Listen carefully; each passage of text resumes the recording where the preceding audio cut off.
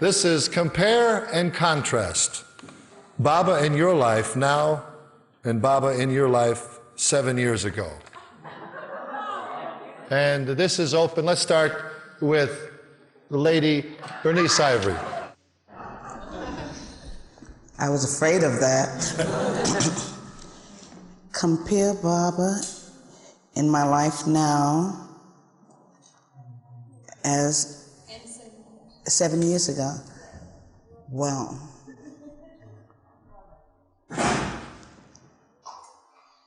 Baba, you know,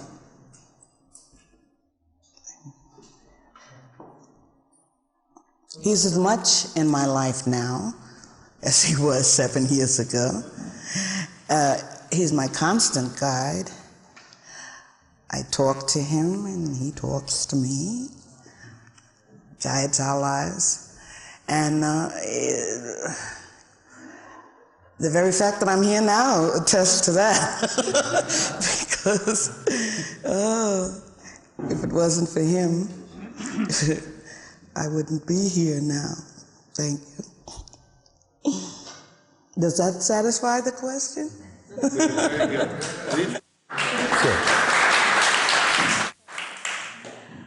It's hard to place where I was, what was happening 7 years ago. But as time passes, I feel Baba's presence with me more strongly and in different ways, so that it broadens my perspective of Baba a great deal. So I'd say my perspective of Baba is broadened, and my consciousness of Baba's presence is deepened. And I find that Baba's thrusting me into new situations to overcome more of my weaknesses and to trust him, not as though I didn't trust him, but the trust is being tested more severely in his later years. In different situations. As soon as one situation is over, whoops, there's another one immediately. Let's see how you do in that one.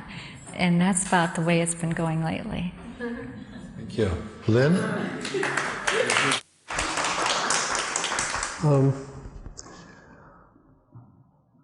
Was that 1976? 7 years ago? Yeah. Well, that's interesting. The paintings reproduced in my book, In Quest of the Face of God, are all painted in 1976, except one. And that was a year in which I was struggling desperately to go on painting at the very edge of not being able to paint at all. My sight had diminished to a point where I was just hanging by a thread. And there was a tremendous feeling of desperation in that year's work. And the amazing thing is that as the eyesight diminished, the quality of the work did not deteriorate, but rather actually ascended. And well, we can all guess who was responsible for that. But I'm aware now that in trying to go on doing what I felt Baba wanted me to do for him, I was actually clinging, holding on more and more tightly, clinging to this thing that I had to let go of, and I couldn't bear the idea of letting go of it because, my ego, one's ego is tied up so much with one's work. And painting, of course, was my life's work. I had been a painter for 20 years before I even met Baba. And so it was the agony of letting go, and finally, gradually, over the next 2 years, from 1976, I was able to surrender it to Baba in my heart and let it go.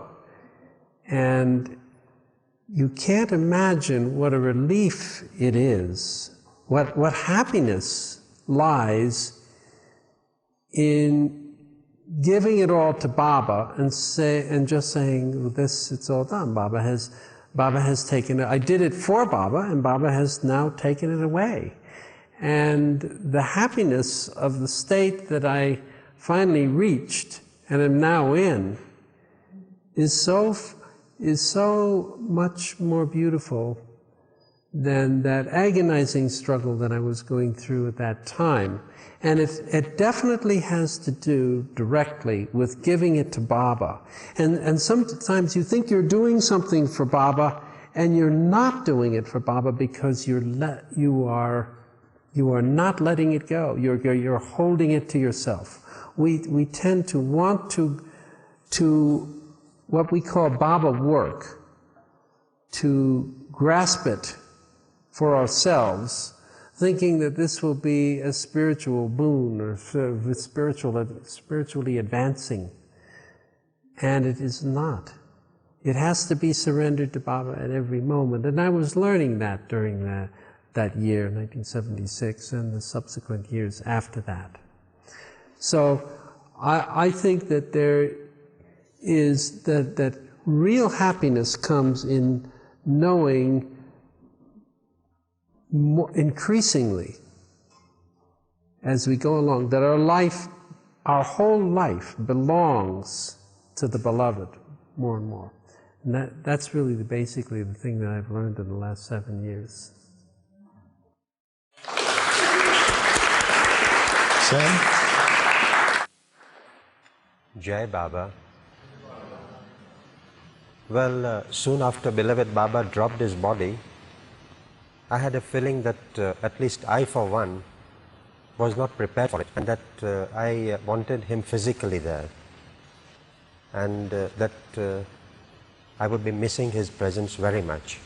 But it was, I eventually found out that it was mostly a selfish thought on my part, in the sense that I wanted his presence there so that I could run around, immediately to him, moment there was any difficulties in life. And in that sense, I had missed him. But things would happen on the ship, and I realized that Baba had not departed anywhere, that he, the all-pervading one, was always present. And I'll tell you one of those incidences on my ship, which convinced me of his presence 24 hours. As a seaman, I used to get up early in the morning, about 5 o'clock, and after my morning ablutions, I would be going up to the wireless station for watch, to take weather report for the Mediterranean area from Roma Radio Rome. And the weather report was supposed to start at 6 in the morning, local time. And there were many a times that the weather report, for some reason or the other, would be delayed. And 6 o'clock happened to be my breakfast time too. And I love my morning cup of coffee or a cup of cocoa to freshen me up. Now the predicament was that if I go down for my coffee or my cocoa, the weather report might start, and I would miss it. So, in sheer desperation, I would say to Baba, well, Baba, you see, I've tried my best. Got up early in the morning, come up for watch, and now the weather report has not come. Anyway, I'm going down for my cup of cocoa. Kindly take care of everything. So, I would go down, have a cup of cocoa or coffee, whatever is there. And since I have a great liking for things like, say, sausages and bacon, if that used to be there for breakfast, I would even have that too. Praying to Baba that nothing is going wrong up top. Then I would rush up, switch on the radio, and you won't believe it. I switch on the radio, it takes about a couple of seconds, 45 seconds at the most, to warm up.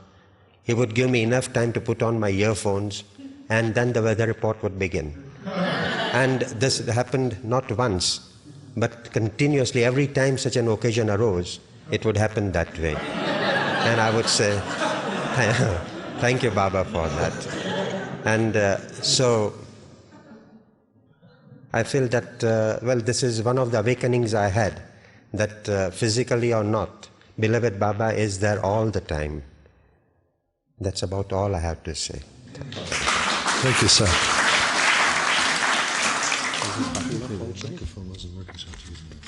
Our next question and this is for everyone on the panel, how do you help yourself to remember Baba at all times?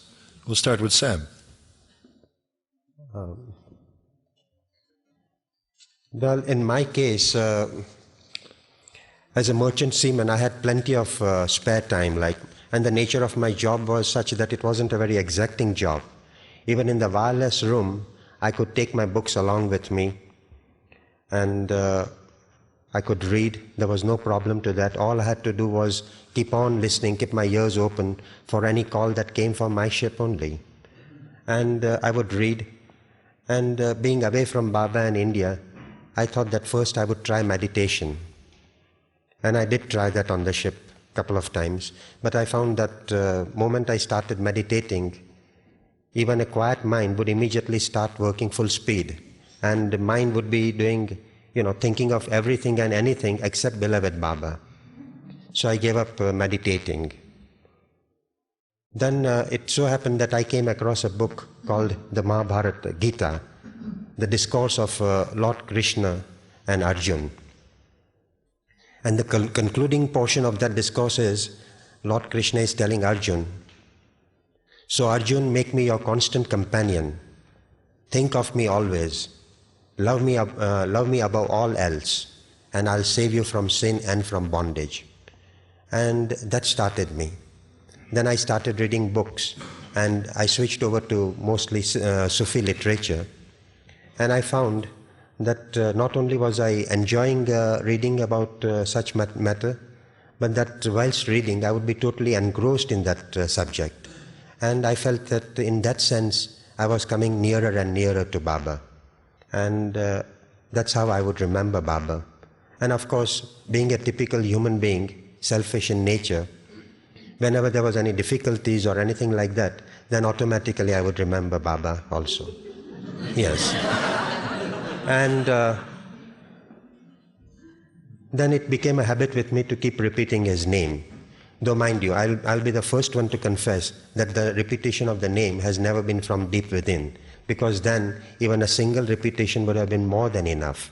But as one poet has said, at least in this lifetime, let one of my senses be surrendered to you. And I feel that in this lifetime, I have surrendered my sense of tongue, which keeps on repeating Baba's name automatically and mechanically. That's how I remember him. Jai Baba. Lynn? Well, I was just interested in what Sam's last remark there, and I was thinking it was a lot easier to surrender my sight to Baba than it is right now to surrender my mind. And that's ultimately what has to go. Ultimately, we have to give everything to Baba. And so we should be trying to give everything to Baba every minute, because we have so much to get rid of. And Baba has put me in a very unique position, because I live in a place where literally weeks can go by without my seeing anyone who isn't a Baba lover. Very few people have that kind of a life.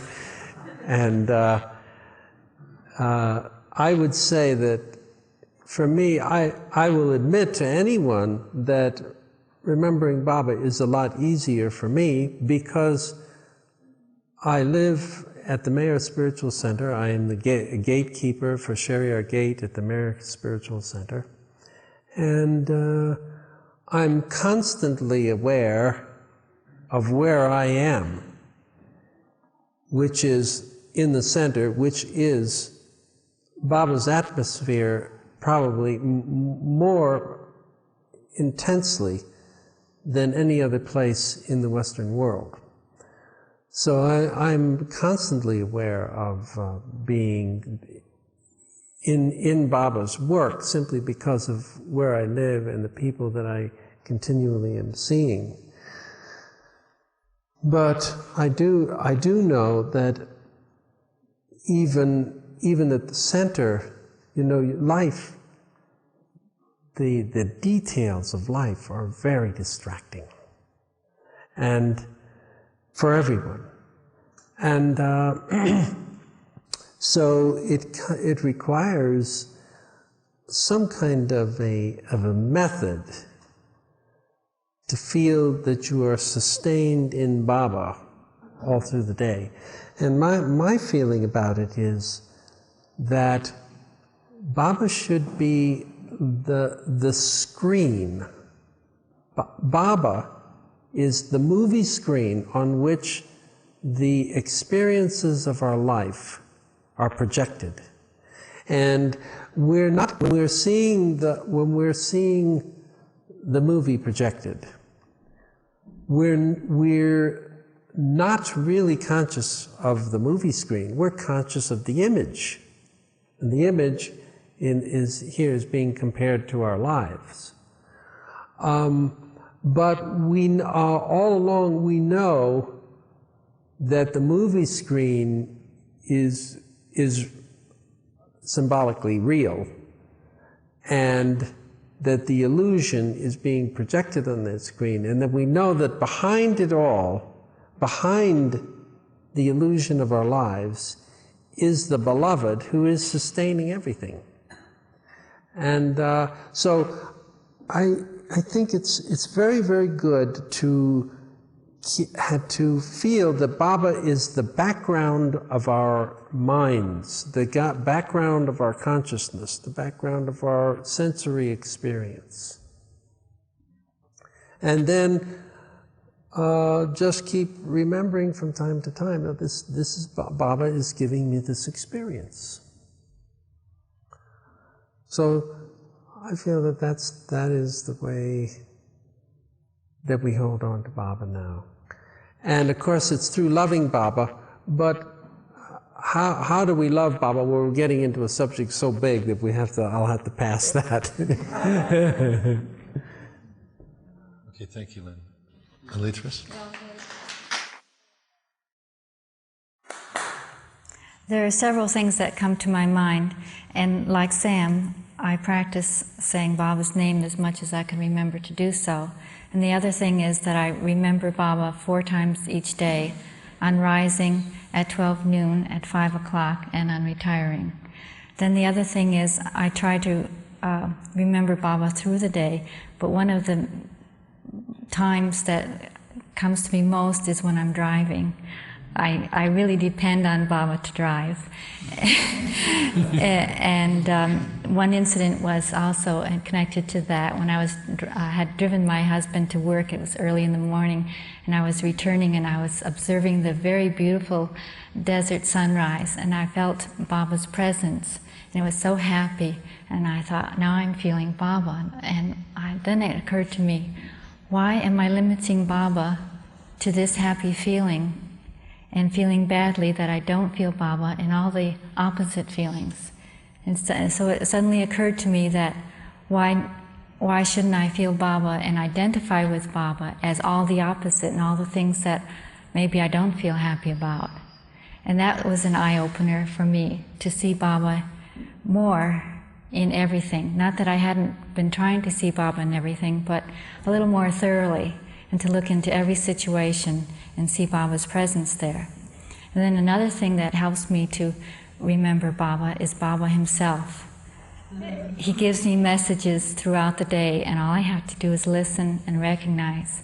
And one day, fairly recently, I was doing something very mundane, and I wasn't thinking about Baba, and I heard his silent voice. I heard the words say, "I will show you how to live." And so all I have to do is listen.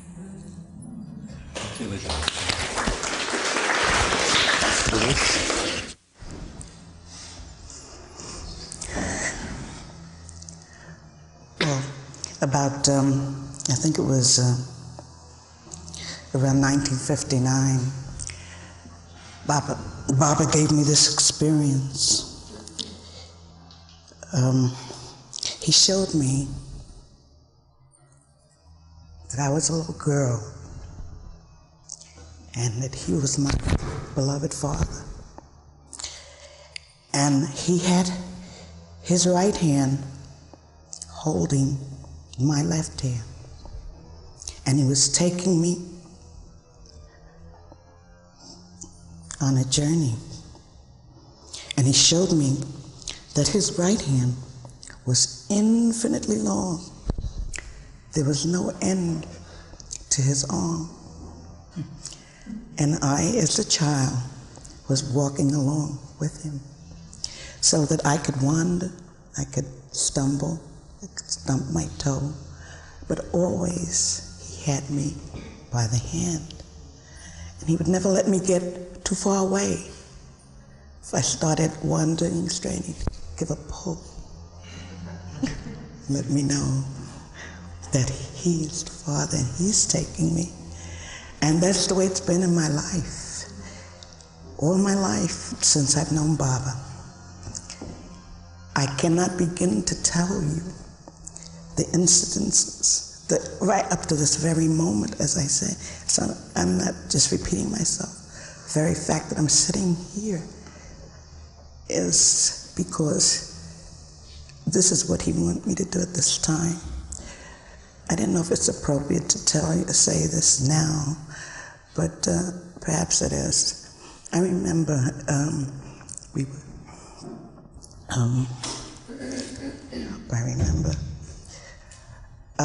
in 1958 we were with Baba, right? And we were in the barn. We had all come in, and Baba's chair was, and we would sit in front of Baba, and he sat he came in and he sat down, and I could never sit on the floor, even from a youngster. I could never sit on a cross-legged, but I sat down on the floor with the other Monday night people, and Fred Ella, and Ella and Beryl, all of us were in front of Baba. Baba sat down and he looked around at everybody, and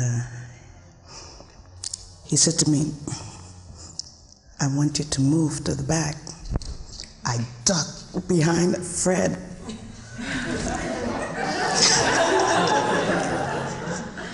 I ducked and hid. I stayed very still and very quiet. Then I got the courage to peep out from behind Fred's shoulder, and there was Baba sitting. I scrambled up off the floor and moved to the back. Enid Coffey was sitting at the window there, and I went back to the last row. So he said, "Not that far back." And he said, so he had me directing me. There was a vacant chair on this side, and he said, "That's good, that's fine, sit there." I sat down. And Baba went on with what he was doing. All of a sudden, like everything just parted. All the people who were in front of me just seemed to disappear for a few moments. And only one person's back was visible to me. And Baba said to me, "You see her? I want you to be just like her. Just one of the crowd." That was all. And I wondered, I started wondering, well, who is this person? And Baba took it away, got me back to what was going on. And after we dispersed and we were sitting around, I had to seek out this person to find out who Baba was telling me to be like, It turned out to be Heidi Mertens. Okay? Heidi Mertens. Okay? Heidi Mertens, I didn't know that she had any connection to Baba. Baba never looked at her, never,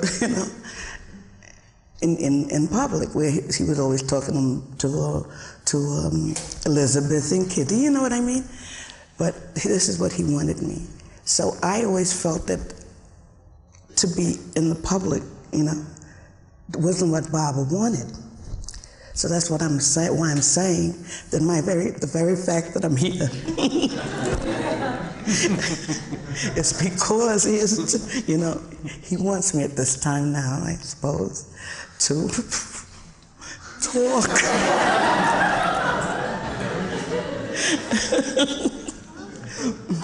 Thank you.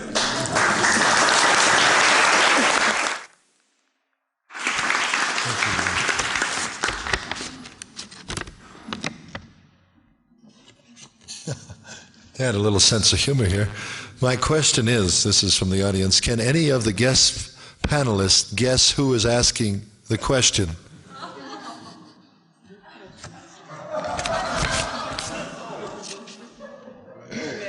I think we'll move right along. Jai Baba, just like to hear personal experiences with Baba. I'd like to call on Linat to give us a personal experience with Baba. A personal experience with Baba?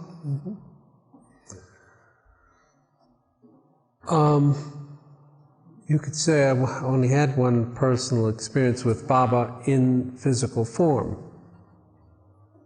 But I have personal experiences with Baba every day. But I'll tell you something of a personal experience with Baba in his physical form, because everyone likes to hear that, and I like to talk about it.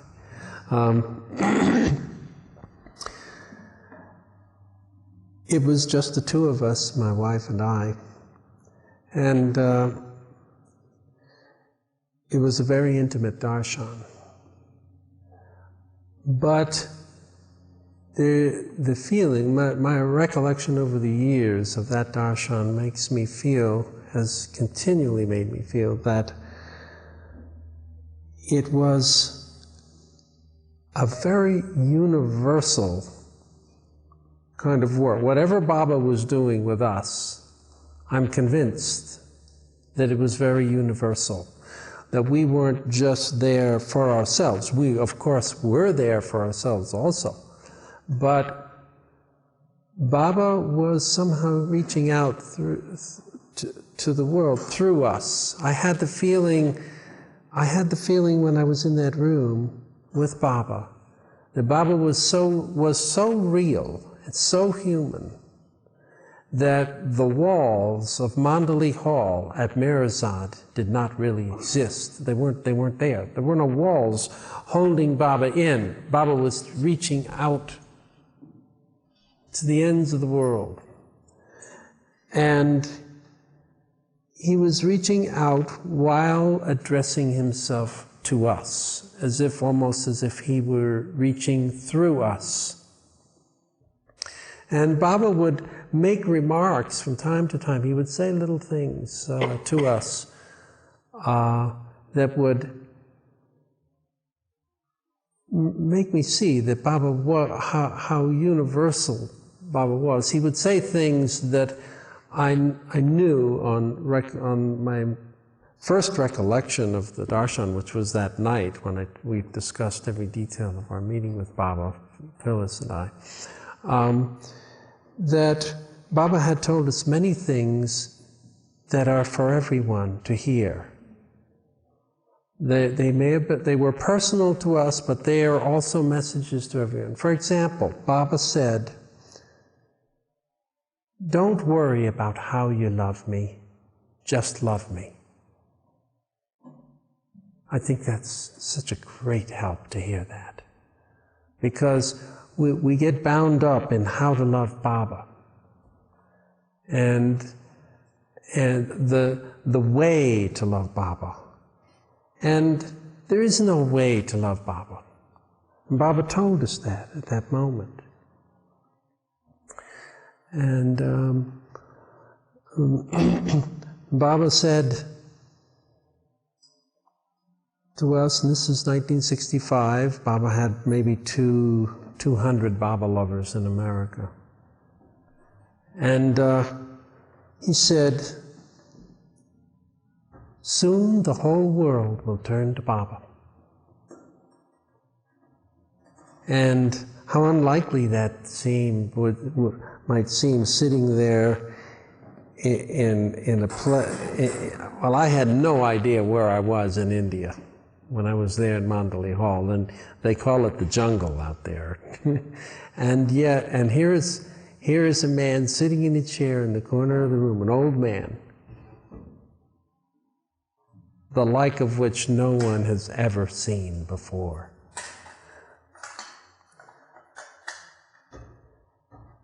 An old man saying, soon the whole world will turn to me. And it was a sure thing. It was a sure thing.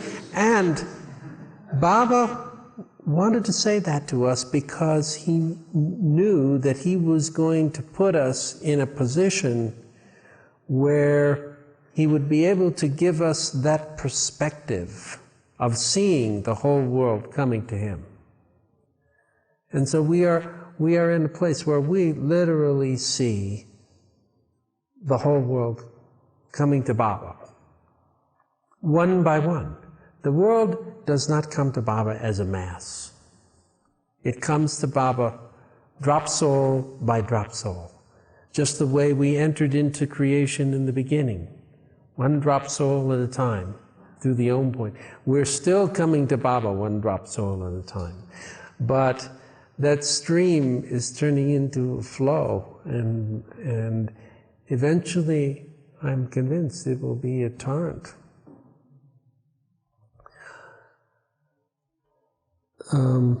Baba told us so many universal things, but I can't think of any more right at the moment, and I don't want to take up too much of the time.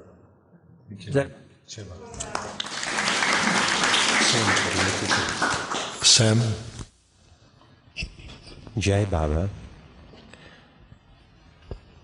1958, February 21st was the day when I got married. And sometime early February of that year, Baba sent us a letter from MeherBabaLibrary to Pune, where I reside, saying that Sam's mother, Banu Masi, my wife Roshan, and I should go to MeherBabaLibrary. And Baba had instructed that Roshan should come along with her trousseau. I hope I'm pronouncing it right. Trousseau, because Mehramai and the ladies Mandli would like to see that. So we left Pune early in the morning, and I guess we reached MeherBabaLibrary about 10:30, 11 in the morning. Had Baba's darshan, bowed down to him, embraced him, and then Baba sent Roshan with her trousseau to the ladies' quarters. Airaj, my mother and me, we were sitting at beloved Baba's feet, talking about various subjects, not pertaining to the marriage or anything. Quite a lot of other things were being talked about. And suddenly, Baba is sitting in that chair in the Mandli hall. And I would always look at him and feel in my heart of hearts that no royalty ever sat with such grace and elegance in this world as beloved Baba would be sitting there. And he started gesturing to me. And in my mind's eye, I could even see the gestures today. And this is what he did. If you feel like it, I can gesture and show it to you. That beloved Baba started with this, that he made a gesture like this. Don't look at this broken down body of mine. I suppose we all know beloved Baba had 2 major accidents in his advent this time. So this is what he said. Don't look at this broken down body of mine. I am the Lord of the universe.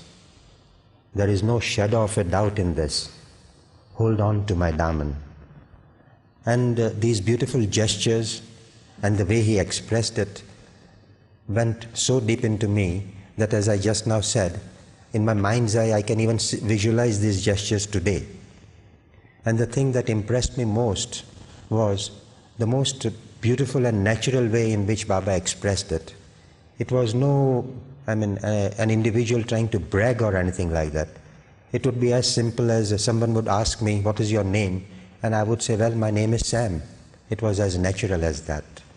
And, but it made a very deep impression on me.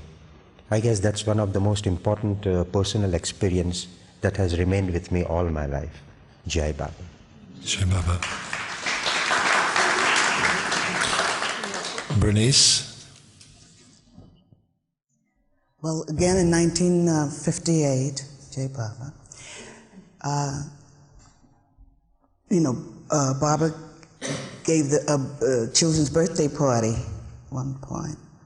And after the party, he began to, as he liked to do, throw prasad, So I happened to be standing next to Jane Haynes, and Baba was throwing prasad, and then he threw one, standing over there, he threw one prasad, and both of us jumped up to get the prasad, and it bounced, and I caught it, Now Baba's sitting, waiting. He looked at us, he looked at me. Baba has a problem. His face got so, he's had this dilemma, he doesn't know what to do.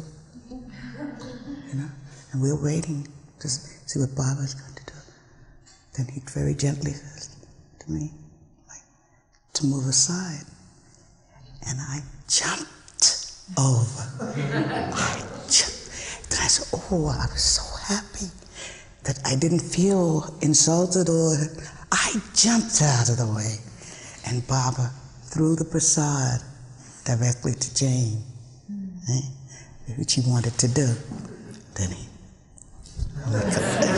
so he went on throwing prasad around. And when he was finished, he just said, those who didn't get to come, and he had put it in my hand.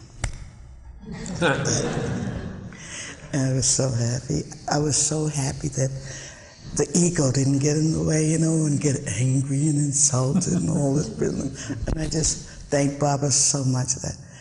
So now I had two, the one that I bounced and caught, and the one that Baba, and this one he put in my hand like that. So Baba showed me a lady sitting under a tree. Baba, all this activity is going on, and she's sitting under the tree with her knitting like crazy. So Baba said, you see her? I said, yes, Baba. He says, go and give her the prasad. So I went over to her, and I said, Baba sends prasad. So she said, she didn't even know Baba was giving prasad. Oh, thank you. She said, thank you. And then she started to say something else to me, and I felt this tug. Just like this. I felt the pull, and Baba marched me right back to me, backwards like this. And I will always remember that.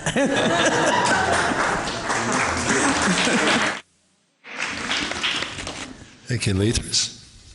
Well, there's the saying that Baba said, I am the lover and you all are my beloveds.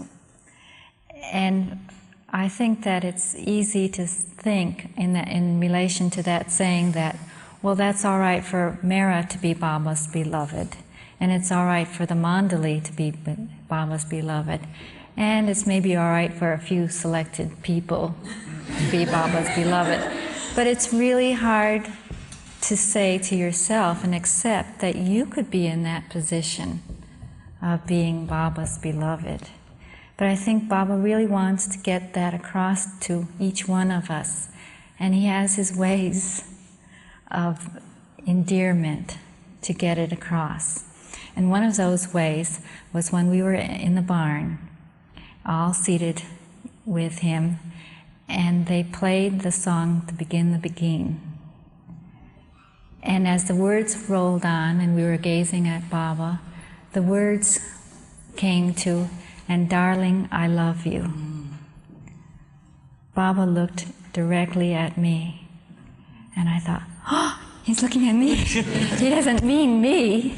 You see, it was hard for me to accept that he could say those words so poignantly to me. But that was the message. He wanted me to accept that he meant it. And he not only meant it for me, but my father tells the same story. And Baba's eyes moved so quickly, and time stands still when you're with Baba. He could have looked at everyone in the room. And I think that's what he wants us all to feel, that we are his beloveds.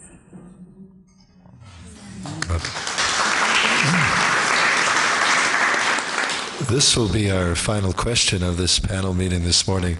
And it's sort of a toughie because it's on a personal level. At times everyone feels out of place. How would Baba make you and others feel one of the gang and at home? I guess my interpretation of this would be sometimes you're with people who maybe are not Baba lovers or are Baba lovers, and you're trying to break the ice with them. And could the person who originated this question clarify it if they'd like? Would they like to? Yes.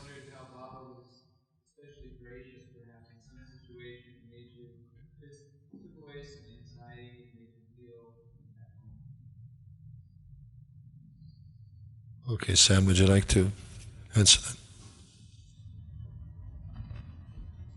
I'll try and answer this question. Maybe I may be off point from the question, but I'll make an effort. Well, people would come for Baba's darshan either at Meherazad or Guru Prasad.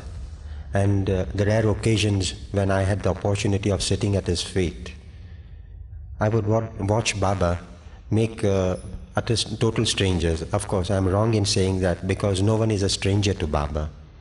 Because after all, in the final analysis, the man who comes for the darshan, the man who receives the darshan, and the giver of the darshan are all one and the same. However, on a more human level, this reminds me of a family of a justice of India coming for Baba's darshan. This happened at Guru Prasad, Pune. He comes down to Guru Prasad somewhere about 8:30 in the morning, and beloved Baba was in Sahavas those days. Erich comes to Baba. He was sitting on the outer veranda of the Guru Prasad bungalow and says, "A family has come for your darshan." And Baba made a wry face and said, "Oh, I am in Sahavas." And Erich, "Do you feel I should give him darshan?" And Erich said, "Baba, he happens to be the justice of the Bombay High Court. I feel we should be, So, as Leatrice just now said, he is the slave of the love of his lovers. And Erich, of course, is the most special one of the lot. So Baba says, "Call him in." And the family troops in. They all sit down at beloved Baba's feet. And this is how beloved Baba made them feel at home. And Baba started. Made a gesture like this. Had a good night's sleep. And they said, "Yes, Baba." And then Baba made a gesture like this. "Had your breakfast?" They said, "Yes, Baba." And Baba says, "Good." Then he says, this is his gesture for, "Well, how are you keeping?" And they said, "Fine, Baba." "Good, good." And by that time, the three of them, husband, wife and child, really felt as if they were visiting their grandfather or maybe the ancient one. I wouldn't know. And actually I had kept this story for the main talk, but now since I began, I may as well narrate it. Then the story continues and Baba says, "Well, what do you do by way of profession?" And the man says, "Baba, I am a judge." And Baba said, "Oh, how wonderful. So am I." And none of us could get the cryptic meaning of this cryptic remark. And naturally the justice also did not follow it. But then beloved Baba himself clarified the point. And he says, "Well, I am a judge, but there is a slight difference between you and me."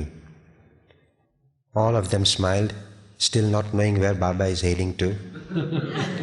Then Baba himself clarifies the point, and these are the most beautiful words which came from the Lord. And this is what he said. "Well, when a guilty one is brought before you, you establish his guilt and then you punish him. When a guilty one is brought before me, I establish his guilt and forgive him." That's the difference between you and me. Thank you.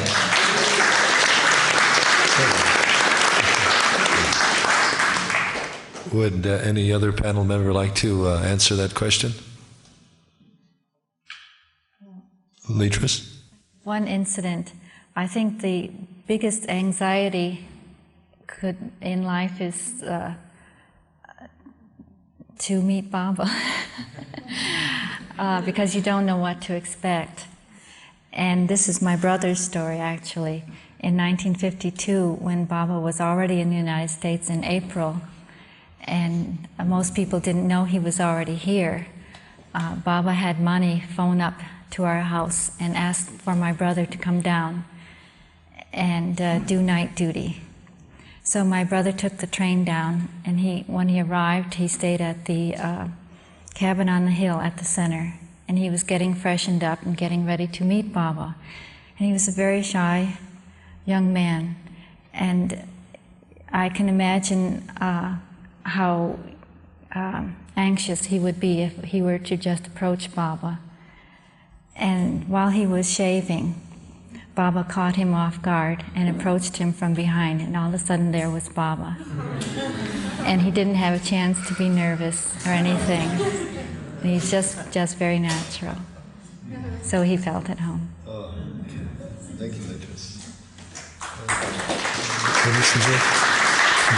Bernice?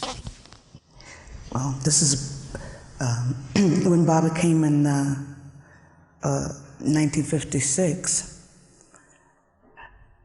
I was afraid of Baba, of meeting Baba, yet I had to meet Baba.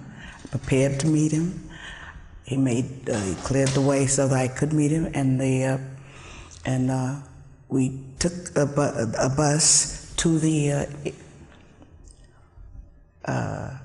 airport, the Grand Central Station, and then we had to get transportation to the airport to wait Baba's plane at, I think it was Kennedy Airport. Baba came in. And while there, I went up on the observation deck, and that was the first time I met Elizabeth. Well, anyway, the reason I was afraid of Baba, as I thought, Baba had turned me upside down from the time he first awakened me until this meeting, and I was afraid. Well, we were Baba's plane landed, and I was hiding in the crowd as Baba came down the gang, into the waiting room, where he would come out of the terminal, the crowd was there waiting for him. And Baba stepped away from the mandalay, and he peeped around, and he waved at me. And I said, oh, he knows me, look at that, look, he knows me. And all that fear and all that anxiety and everything just melted away, and I was so happy. I couldn't wait to be with Baba. So. And Lynn, would you like to wrap it up for us?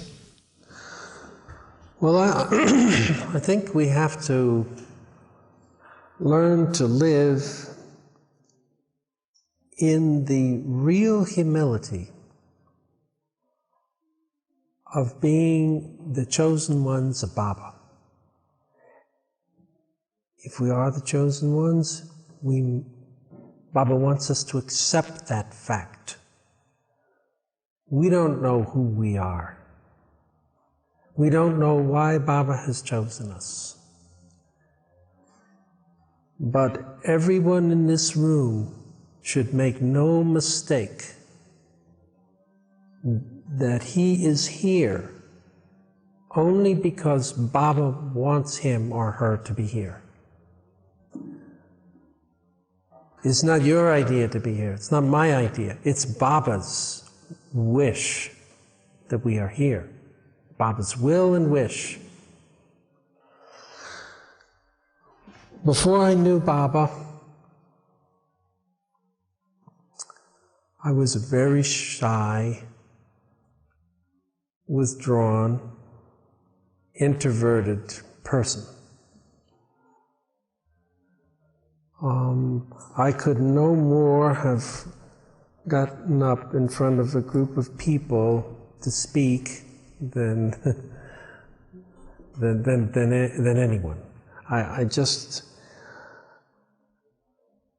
didn't feel like an adequate person because I had always been visually impaired.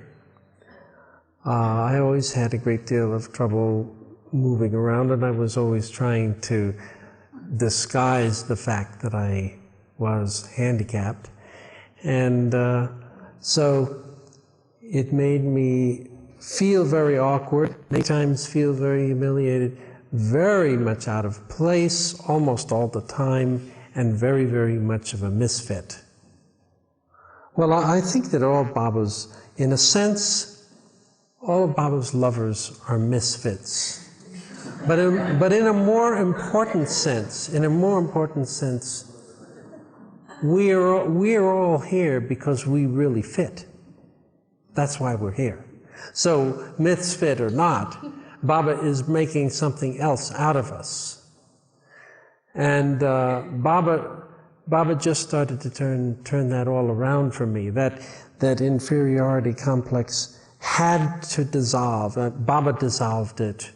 Because when I was with Baba, and who am I? Who am I to be sitting there at MeherBaba's feet when he is holding the whole world at bay, especially the world of his lovers, and there I am sitting it with MeherBaba. How can this be?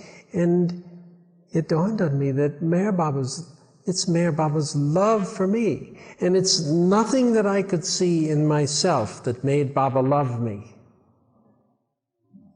It was simply Baba wanted to give me his love so that I could share that love with others. And if I'm going to share that love with others, then I have to come out of that state, that inferiority complex, that shyness, that withdrawal, that introvertedness. I had to come out. And there was just one little thing. When I first came in the room, Baba asked me a few questions, and I spoke to Baba in a very meek voice. I was so overwhelmed by being in their presence. And finally, Baba got sort of annoyed with that. And he turned to me and he said, of course it's Erich that's speaking the words, Baba wants you to speak up.